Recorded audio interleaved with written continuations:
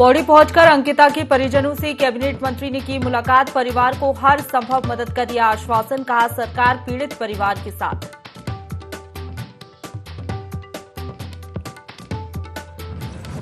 स्वास्थ्य विभाग ने शुरू की 104 सेवा। हर व्यक्ति तक स्वास्थ्य लाभ पहुंचाने का लक्ष्य। स्वास्थ्य मंत्री ने जारी किया टोल फ्री नंबर।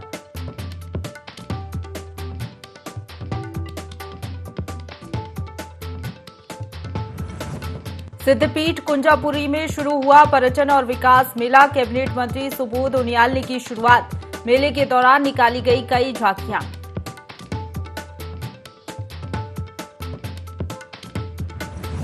लोक निर्माण विभाग मंत्री सतपाल महाराज ने सचिवालय में अधिकारियों को दिए जरूरी आदेश। का समय से पूरे किए जाए सभी कार्य।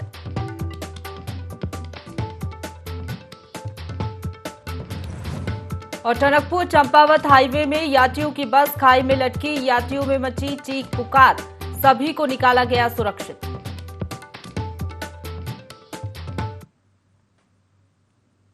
नमस्कार, देवभूमि लाइव देख रहे हैं आप। आपके साथ मैं हूं प्रशंसा। बुलेटिन की शुरुआत करेंगे देहरादून की बड़ी खबर के साथ, जहां राज्य लोक सेवा आयोग ने कैलेंडर जारी किया है। 23 परीक्षाओं के लिए भर्ती कैलेंडर जारी हो गया है। तो 2022 से 2023 के बीच आयोजित होंगी सभी परीक्षाएं। 6,427 पदों पर भर्ती परीक्षाएं होंगी। कई विभागों में भर्तियां की जाएंगी। आयोग ने तैयारियां पूरी कर ली हैं। देहरादून से बड़ी खबर बता रहे हैं, राज्य लोक सेवा आयोग ने कैलेंडर जारी कर दिया है। 23 परीक्षाओं के लिए भर्ती कैलेंडर जारी किया है। 2022 से 2023 के बीच सभी परीक्षाएं आयोजित की जाएंगी। 6,427 पदों पर भर्ती की जाएगी। यानी कि ऐसे लोग जो कि भर्ती का इंतजार कर रहे थे, उनके लिए खुशखबरी है और बड़ी खबर है, राहत भरी खबर है। राज्य लोक सेवा आयोग ने कैलेंडर जारी कर दिया है। 23 परीक्षाओं के लिए भर्ती कैलेंडर जारी किया गया है।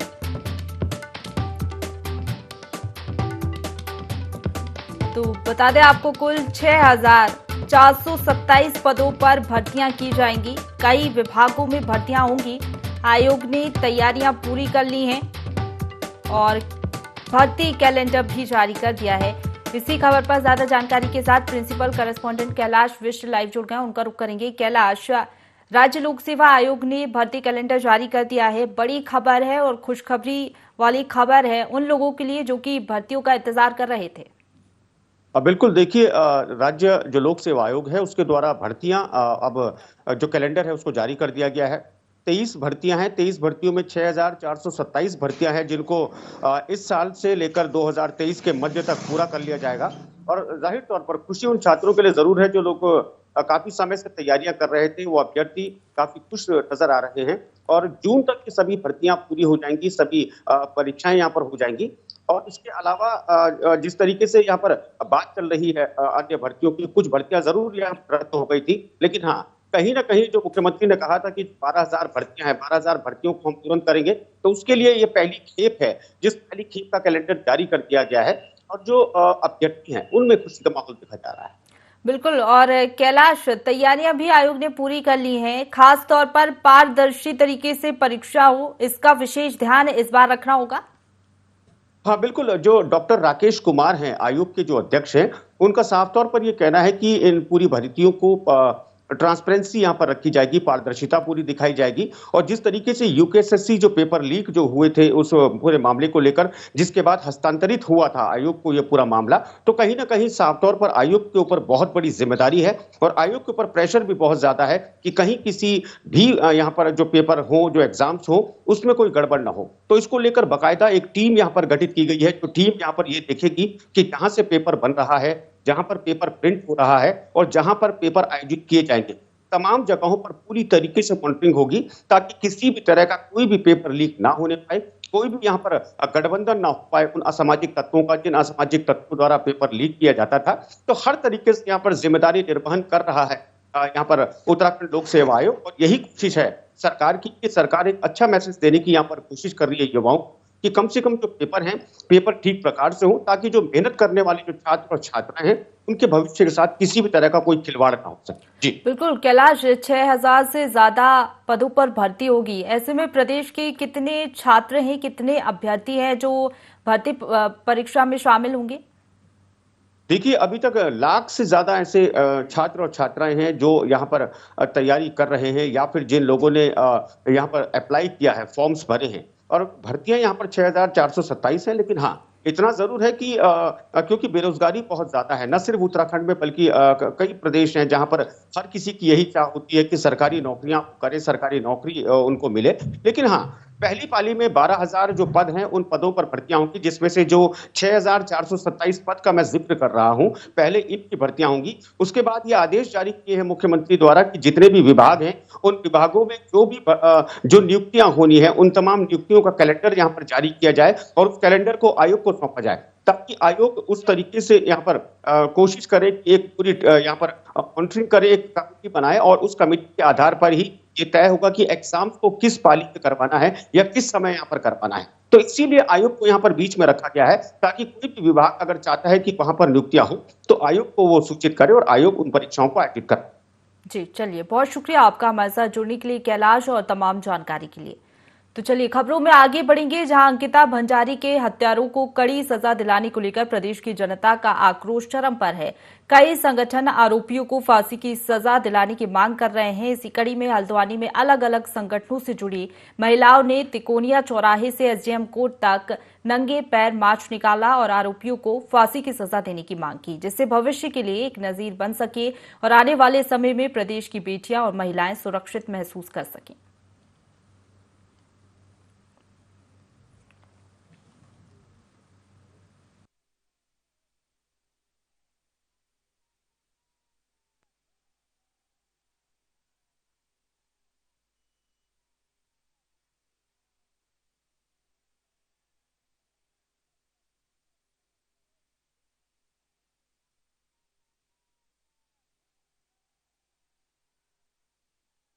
यहाँ आज सभी महिलाओं ने सोचा था कि हमें हल्द्वानी में जो उनके हत्यारे हैं उसको फांसी दिलाने के लिए हमें यहाँ पर एक प्रदर्शन करना चाहिए। हम चाहते हैं, जब सामने सामने दिख रहा है कि किन लोगों ने हत्या की, किस तरह से कौन कौन लोग शामिल रहे हैं, तो उनको सीधे 1 महीने के अंदर आप सीधे उनको फांसी की सजा क्यों नहीं सुना रहे। और आज जिस तरह से नवरात्रि का पहला दिन है, तो ये एक मैसेज देने के लिए भी गया कि अगर लड़की अपने आप पे आ जाती है, एक दुर्गा का रूप धारण करती है, तो अपने आप में बहुत सक्षम है। अगर आपसे अगर कोई सजा नहीं सुनाई जा रही है, तो आप उनको दोषों को हमें हमारे हवाले कर दीजिए, हम खुद अपनी तरह से उनको सजा दिलवाएंगे। नंगे पांव इसलिए देखिए एक विरोध प्रदर्शन है, क्योंकि ये एक सरकार को दिखाना है कि हाँ, हमें हमारे अंदर इतना दर्द है। क्योंकि आज जिस तरह से इतनी मतलब उन्होंने इतनी बुरी दुर्दशा उस लड़की की है, तो ये कल के दिन किसी के भी साथ भी कर सकते हैं। ये कल के दिन इस चीज को बंद हो, इसलिए हमारा ये है कि आज जब उन लोगों को सजा मिलेगी, तो कल के दिन कोई भी ये काम करने से कांपेगा। देखिए, जो प्रदेश सरकार की स्थिति और देश की स्थिति है वो इससे बहुत ही गंभीर है। आए दिन ऐसे मामले देखे जाते हैं, पहले यूपी में, दिल्ली में, उत्तराखंड में भी, अब देवभूमि में भी हमारे ऐसे मामले देखे जा रहे हैं। हमारी ये मांग है कि सख्त से सख्त एक्शन हो, कड़े कानून बने, कि आने वाले समय में जो लोग हैं वो डरें कि किसी बहन बेटी के साथ गलत करना क्या होता है। और मेरा सरकारों से यह कहना है कि जो आप ये रिजॉर्ट और ये सब चीजें बाद में तोड़ रहे हैं ना, उस समय के अधिकारियों पर भी कार्रवाई होनी चाहिए कि जब ये अवैध प्रॉपर्टियां बन रही हैं। चंपावत जिले में टनकपुर चंपावत नेशनल हाईवे पर उस समय चीख पुकार मच गई जब सिख तीर्थयात्रियों से भरी बस खाई की तरफ लटक गई। बस का एक हिस्सा खाई की तरफ झुक गया था, जिसके बाद बस के अंदर बैठे लोगों की सांसें थम गई, जिन्हें किसी तरह बड़ी मुश्किल से बस से बाहर निकाला गया। बता दें कि पंजाब के भटिंडा जिले से सिख तीर्थयात्रियों का जत्था बस से रीठा साहिब गुरुद्वारे दर्शन को जा रहा था। इसी दौरान जैसे ही बस स्वाला और चलथी के बीच पहुंची, तो सड़क खराब होने की वजह से ड्राइवर ने गाड़ी से नियंत्रण खो बैठा, जिसकी वजह से बस का बैलेंस बिगड़ गया और बस खाई में लटक गई। वहीं मौके पर पहुंची पुलिस ने क्रेन की मदद से बस को बाहर निकाला। गनीमत रही कि बस खाई में नहीं गई, अन्यथा नीचे 500 से 600 मीटर गहरी खाई थी, जिससे काफी बड़ा हादसा हो सकता था।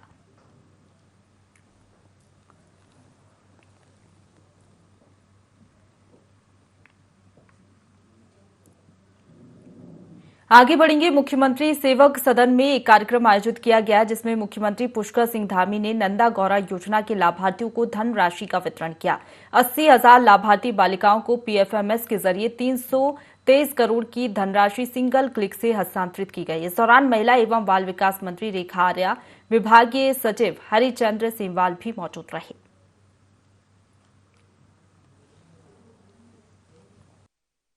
नंदा गौरा में जो आज धनराशि ट्रांसफ़र हुई है, उस धनराशि के ट्रांसफ़र होने से जहां प्रदेश की हमारी 80,000 से भी ज़्यादा जो बालिकाएं हैं, जो हमारी बेटियां हैं, उन सभी को इसका लाभ मिलने वाला है और निश्चित रूप से उनकी बेहतरी के लिए, उनके अच्छे स्वास्थ्य के लिए, अच्छे उनके भविष्य के लिए, अच्छी शिक्षा के लिए ये धनराशि उनके काम आएगी और मैं सभी को शुभकामनाएं देता हूं कि उनका सबका बेहतर भविष्य हो।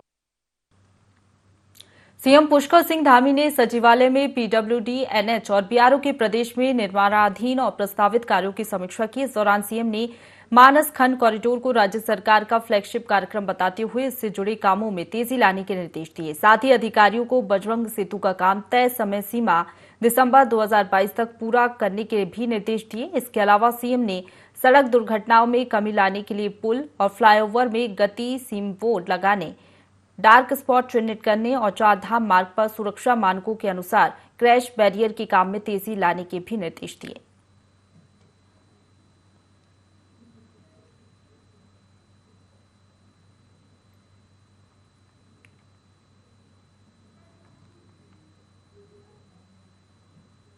आगे बढ़ेंगे। मुख्यमंत्री पुष्कर सिंह धामी ने अंकिता हत्याकांड पर गहरी शोक संवेदनाएं व्यक्त की हैं और श्रद्धांजलि दी है। उन्होंने कहा कि दुख की इस घड़ी में राज्य सरकार परिजनों के साथ है। सीएम धामी ने कहा, जो भी घटना के जिम्मेदार हैं उन्हें बख्शा नहीं जाएगा। इस मामले की जांच के लिए एसआईटी का गठन किया जा चुका है। साथ ही राज्य सरकार दोषियों पर कठोरतम कार्रवाई करेगी, जो कि इस प्रकार के कार्य करने वालों के लिए नजीर साबित होगी।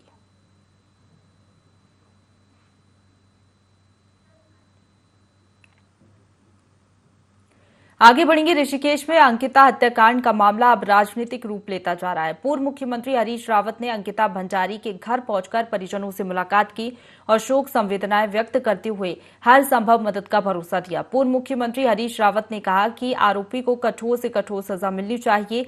4 दिन बाद अपराधियों की गिरफ्तारी से साफ जाहिर होता है कि सबूत मिटाने का काम किया गया है। जब तक अपराधियों को कठोर से कठोर सजा नहीं मिलती, तब तक हम चुप नहीं बैठेंगे।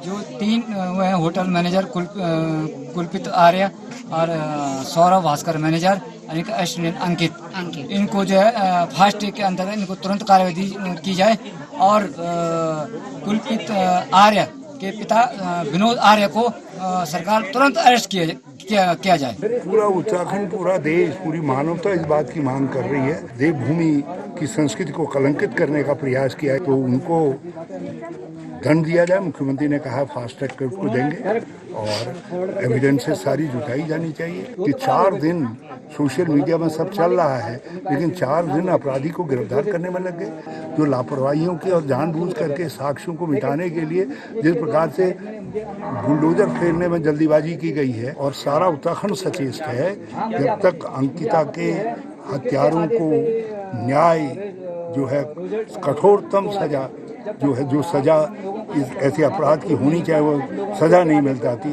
तब तक कोई चुप बैठने वाला नहीं है। राज्य में स्वच्छता ही सेवा पखवाड़ा चल रहा है। इसी के तहत उद्यान विभाग ने देहरादून के राजकीय उद्यान सर्किट हाउस में महिला बागवानों और उद्यमियों का सम्मान और संगोष्ठी कार्यक्रम आयोजित किया, जिसमें प्रदेश के कृषि मंत्री गणेश जोशी भी मौजूद रहे और उत्कृष्ट कार्य करने वाली महिलाओं को स्मृति चिन्ह और प्रमाण पत्र देकर सम्मानित किया। कार्यक्रम में बागवानी एवं कृषि के क्षेत्रों में काम कर रही महिलाओं ने अपने अनुभव साझा किए। संबोधन में उद्यान मंत्री ने कहा कि प्रधानमंत्री नरेंद्र मोदी के नेतृत्व में देश के साथ ही उत्तराखंड राज्य में भी उद्यानिकी को बढ़ावा दिया जा रहा है और उसमें महिलाओं की भागीदारी सुनिश्चित करने का प्रयास भी किया जा रहा है।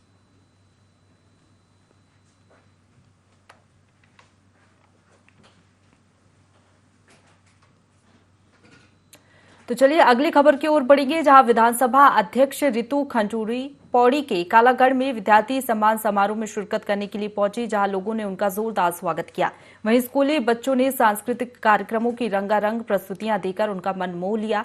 रितु खंडूरी ने हाई स्कूल और इंटरमीडिएट के छात्रों को सम्मानित करते हुए कहा कि युवाओं के लिए कार्य हो रहे हैं, तरह तरह के लोन दिए जा रहे हैं। इस दौरान उन्होंने स्थानीय लोगों की समस्याएं सुनी और निराकरण का आश्वासन दिया।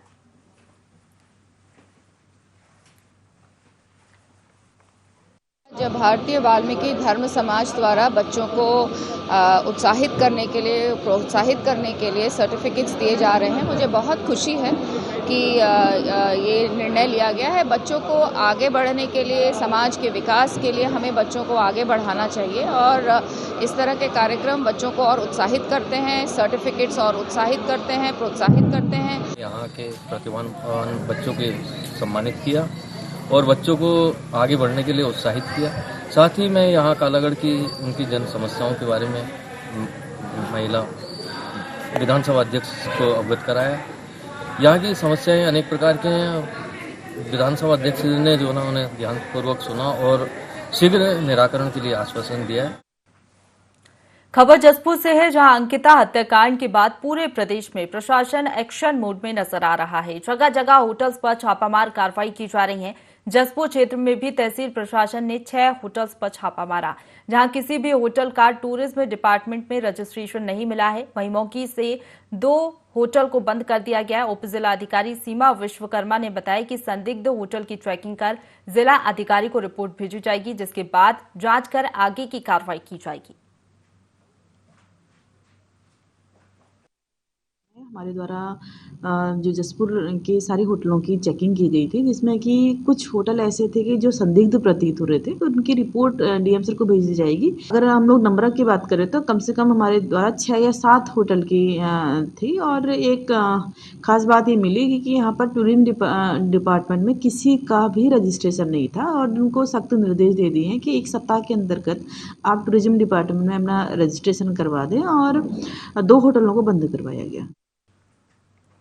आगे बढ़ेंगे। Ankita high profile murder case के दृष्टिगत सीएम पुष्कर सिंह धामी के निर्देश पर प्रदेश के सभी होटलों और रिसोर्ट्स की चेकिंग की जा रही है। वहीं खटीमा उप जिला अधिकारी रविंद्र विष्ट और तहसीलदार शुभांगिनी की टीम के साथ उत्सव होटल, न्यू हवेली होटल और महारानी होटल में छापामार कार्रवाई की गई। सभी होटलों के दस्तावेज चेक किए गए।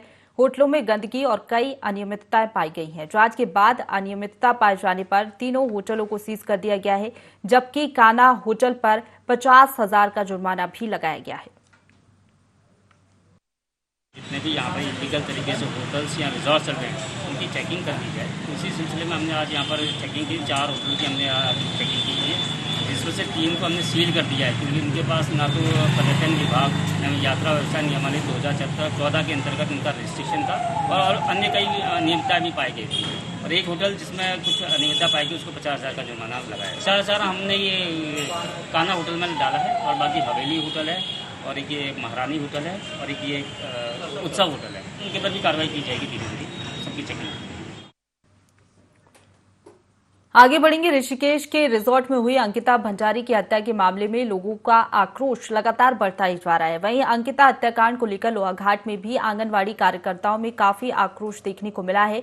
वहीं आंगनवाड़ी कार्यकर्ताओं ने जमकर नारेबाजी करते हुए एसडीएम कार्यालय वो पहुंची, जहां उन्होंने एसडीएम रिंकू विष्ट को ज्ञापन सौंपते हुए अंकिता के हत्यारों को फांसी की सजा दिलाने की मांग की है।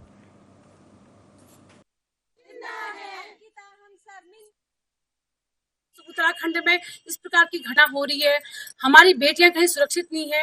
एक और सरकार कहती है बेटी बचाओ बेटी पढ़ाओ का नारा लगाती है और हम कार्य करते हैं गांव-गांव में जाके बेटी बचाने के लिए हम कार्य करते हैं। वहां पे आज अफसोस की बात है कि मध्यम वर्ग की वो बेटी अपने रोजगार के लिए वहां पे आई, अपने माँ बाप की आगे को आर्थिक स्थिति सुधारने के लिए वहां पे आई और उसके साथ इतनी बड़ी घटना हुई। ये बहुत ही शर्म की बात है और मैं इस प्रशासन से कहना चाहूंगी, इस सरकार से मैं कहना चाहूंगी कि जिस प्रकार से उन्होंने ऐसी घटना करी है उसको वहीं पे फांसी की सजा देनी चाहिए। घटना के बारे में क्या कहूँ, बहुत ही शर्मनाक घटना है। वो भी एक आंगनबाड़ी वर्कर है, कितनी गरीबी के में दिन बिता के उन्होंने अपने बच्चों को पढ़ाया होगा, पढ़ने के लिए बाहर भेजा, कोर्स कराया, जॉब के लिए भेजा और उसके बाद उनकी बेटी के साथ 1 महीना भी नहीं हुआ था जॉब करते हुए ऐसी घटना हो गई। हम लोगों को इतना दुख है कि क्या कहते हैं, सरकार ने इस विषय पर महिलाओं के संरक्षण के लिए कुछ करना चाहिए। कामकाजी जो महिलाएं हैं उनके संरक्षण के लिए कुछ करना चाहिए ऐसी, ताकि आगे को ऐसी दुर्घटनाएं ना हो। और मैं यही आग्रह करती हूँ कि इन लोगों को जल्द से जल्दी फांसी की सजा दी जाए। अंकिता भंडारी मर्डर केस को लेकर उत्तराखंड समेत देश भर में आक्रोश का माहौल है। हर कोई अंकिता भंडारी के परिवार के साथ खड़ा दिखाई दे रहा है और दोषियों को फांसी की सजा देने की मांग कर रहा है। कोटद्वार में पूर्व सैनिक संगठन ने भी इसे लेकर झंडा चौक से तहसील परिसर तक मौन मार्च निकाला और तहसील कार्यालय में पहुंचकर दोषियों के खिलाफ जमकर नारेबाजी की। इस दौरान अंकिता के परिवार के एक सदस्य को सरकारी नौकरी देने की भी मांग की गई।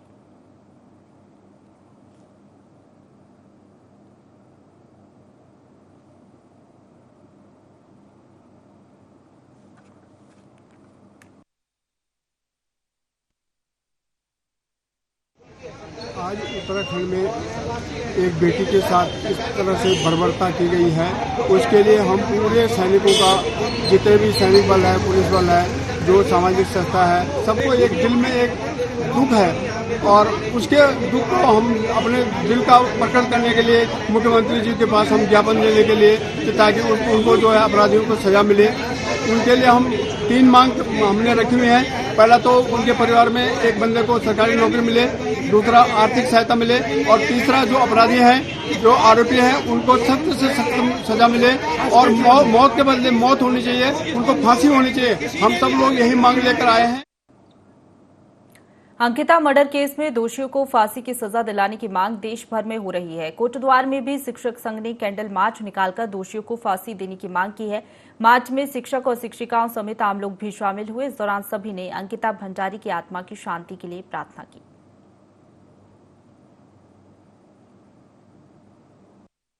आज यहाँ पे कैंडल मार्च रैली यहाँ पे निकाली गई है।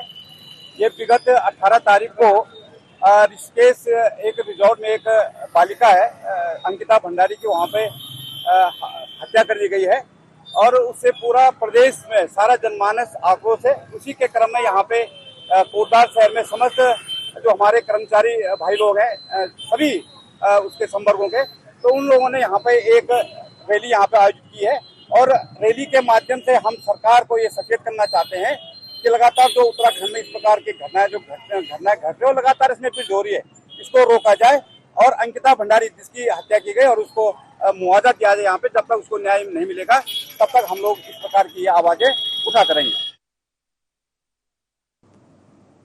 आगे बढ़ेंगे। हरिद्वार में त्रिस्तरीय पंचायत चुनाव हुए। रोशनाबाद पंचायत चुनाव में मतदाताओं के नाम लिस्ट में नहीं होने से ग्रामीणों का गुस्सा फूट पड़ा। ग्रामीणों ने निर्वाचन अधिकारी पर लापरवाही के आरोप लगाए हैं। ग्रामीणों का कहना है कि मतदान के लिए अन्य पहचान पत्र दिखाने के बावजूद वोट नहीं डालने दिया गया। लगभग 500 से अधिक मतदाता ऐसे हैं जिनके नाम मतदाता सूची से गायब हैं।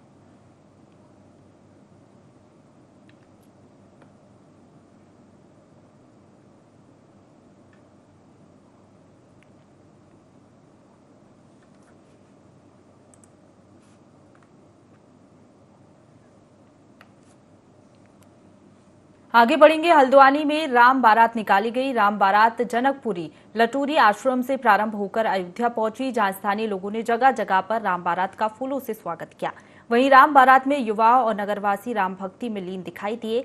बता दें कि राम बारात हल्द्वानी शहर की प्रेषित शोभा यात्रा मानी जाती है, जिसका हर साल स्थानीय लोग काफी समय से इंतजार करते हैं। जो हमारी परंपराएं हैं, इसमें एक बहुत बढ़िया सा फेस्टिव माहौल और उत्सव का माहौल होता है। हल्द्वानी के अंदर जो मनाई जाती है लट्टू आश्रम से चल करके और ऐतिहासिक रामलीला मैदान जो हल्द्वानी वहां जाती है और इसमें शहर के हर लोग करते हैं। एक तरह से अपना अपना सब लोग योगदान देते हैं। हम भी अपने आप को बड़ा सौभाग्यशाली समझते हैं कि हमें राम बारात में आने का मौका मिला। जो इसके आयोजक जो मंडल है, दरअसल ये सबसे बड़ी बधाई का पात्र है कि हमारी संस्कृति को जिंदा रखने में जितना बड़ा योगदान ये लोग कर रहे हैं वो वास्तव में अद्वितीय है, अतुलनीय है। हमारी संस्कृति इसी तरह बचती है। प्राचीन शिव मंदिर कमेटी के द्वारा रामलीला मैदान को लेके जा रहे हैं और आप देख रहे होंगे पूरा शहर राम की बारात में मग्न है। महिलाएं, पुरुष, बच्चे, बुजुर्ग सब राममय हो गए हैं और राममय होकर सब राम की बारात का आनंद ले रहे हैं। इसी के साथ बुलेटिन में फिलहाल इतना ही। खबरों का सिलसिला लगातार जारी है, आप बने रहिए हमारे साथ।